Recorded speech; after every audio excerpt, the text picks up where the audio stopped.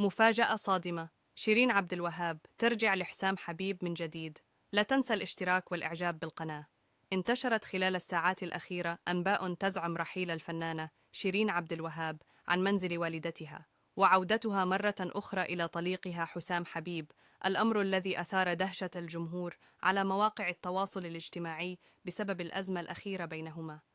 ومع هذه الأنباء، أثار شقيق الفنانة شيرين عبد الوهاب الجدل بمنشور عبر حسابه الشخصي على موقع التواصل الاجتماعي فيسبوك، حيث كتب: حسبي الله ونعم الوكيل، اللهم أني بلغت، اللهم فاشهد، إني عملت اللي علي وأنت شاهد. لا يغير الله ما بقوم حتى يغيروا ما بأنفسهم. جدير بالذكر أنه شيرين تصالحت مع شقيقها محمد عبد الوهاب بعد الأزمات التي كانت بينهما مؤخرا، حيث سبق ورفعت شيرين دعوى ضده. وكانت شيرين عبد الوهاب خضعت لكورس مكثف في أحد المستشفيات الخاصة بعد تعرضها لأزمة صحية في واقعة التشاجر مع حسام حبيب، وتماثلت للشفاء، وعادت مع شقيقها وعائلتها للمنزل.